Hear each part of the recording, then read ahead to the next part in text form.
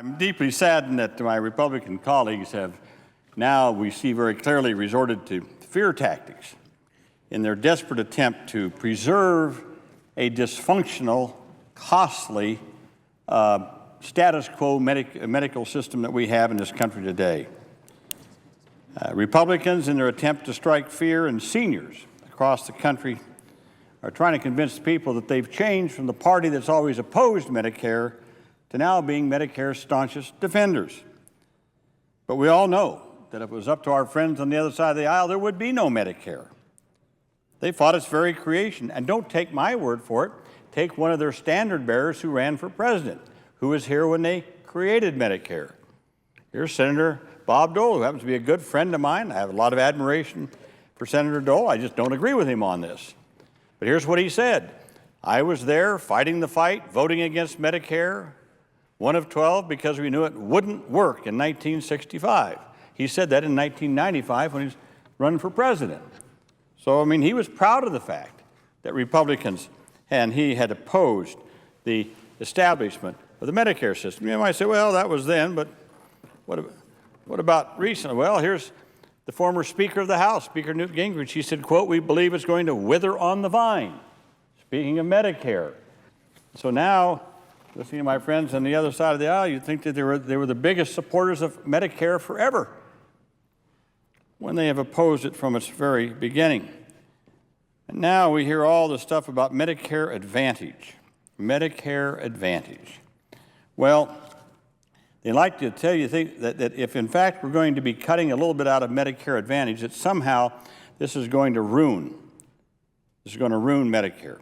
Well, if that were true, why would the National Committee to Preserve Social Security and Medicare, AARP, the Alliance for Retired Americans, groups that represent tens of millions of seniors, why would they stand with us in support of our bill and not with the Republicans who want to gut the very provisions that we have in there that will strengthen and preserve Medicare? Do people really believe that our Republican colleagues care more about seniors than these groups that actually represent seniors? Well, the truth is, when we talk about Medicare Advantage, we're talking about private insurance companies who promised that through competition, they were going to be able to deliver better quality health care to seniors at a lower cost. All sounded really good. But what has happened since Medicare Advantage has come in? The reality is, Medicare is now paying on average 14% more to these private plans than it would same cost for beneficiaries under traditional Medicare. In some cases, as high as 50% more. That's $12 billion a year more than if these beneficiaries stayed in Medicare. Basically, we are giving a $12 billion subsidy, to these companies. And this, don't take my word for it, this is from June 2009 MedPAC report.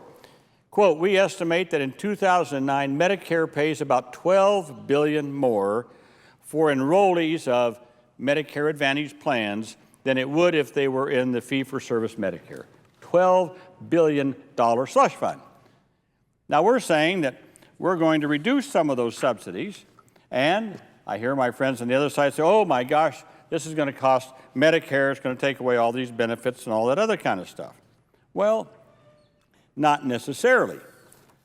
Right now, we know that according to the CBO, our bill will lower seniors' Medicare premiums by $30 billion over 10 years.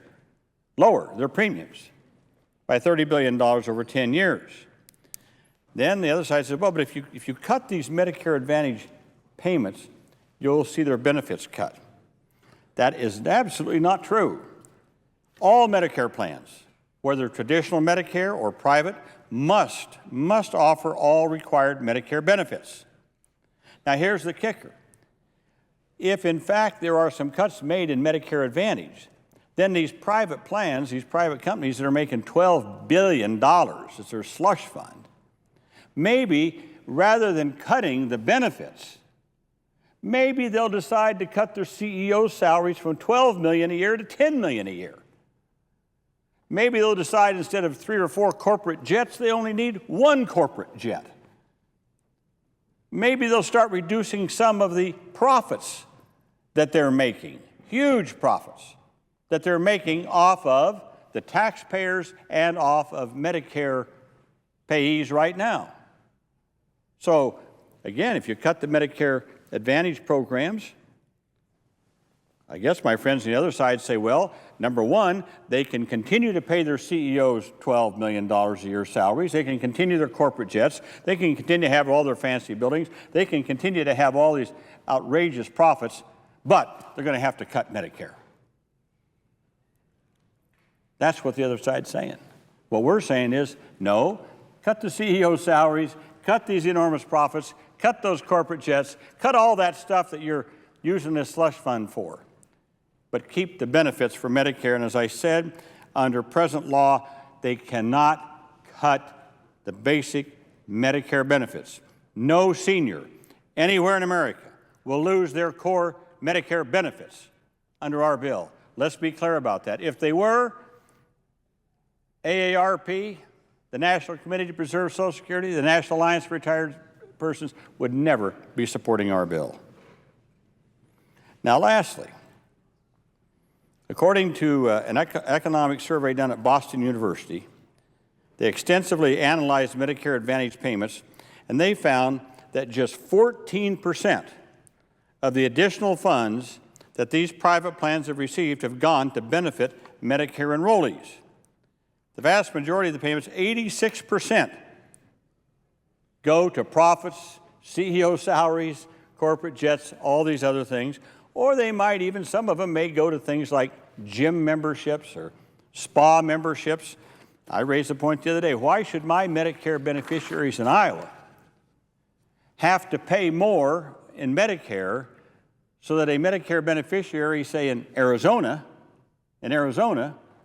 can go to a spa and have it paid for by Medicare Advantage, paid for by the subsidies of $12 billion that we give them, that come both from taxpayers and from Medicare recipients right now.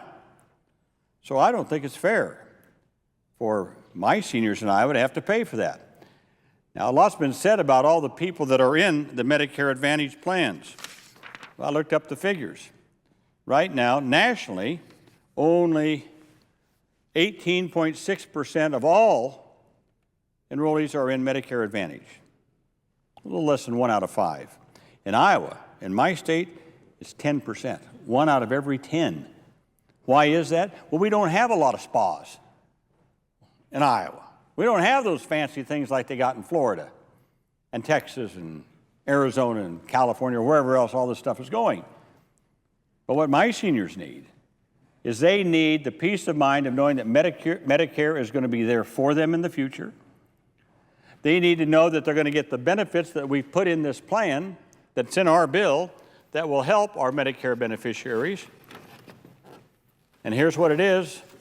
As AARP says, the new Senate bill makes improvement in the Medicare program by creating a new annual wellness benefit, providing free preventative benefits, and most importantly for AARP members, reducing drug costs for seniors who fall into the dreaded Medicare donut hole. The bill also makes improvements on age rating, a discriminatory practice that allows insurers to charge exorbitant age-based premiums to older Americans.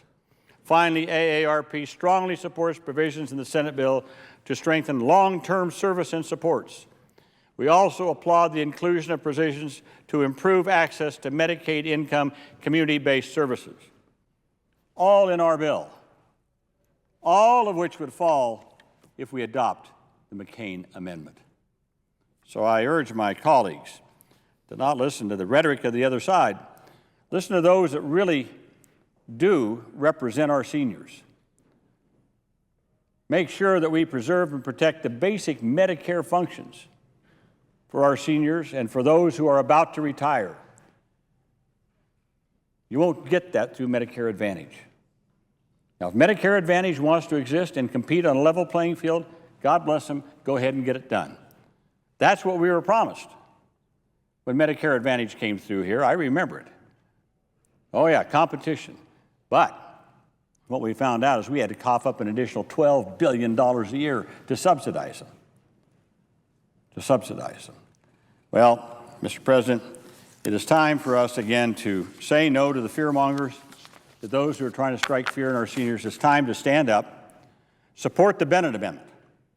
Support the Bennett Amendment, which makes very clear, and here's what the Bennett Amendment does. It makes very crystal clear that any savings that comes from Medicare has to go back into Medicare. And that's the way it ought to be. That's what's in this bill. The Bennett Amendment makes that crystal clear. The McCain Amendment does away, basically, with all of the protections, all of the things we've worked so hard over since 1965 to provide for. I'd say the McCain Amendment, basically, when you strip away all the verbiage and everything, really what it does is it basically would want to take us back to pre-1965 when we didn't even have Medicare. That's really the kind of intent behind it.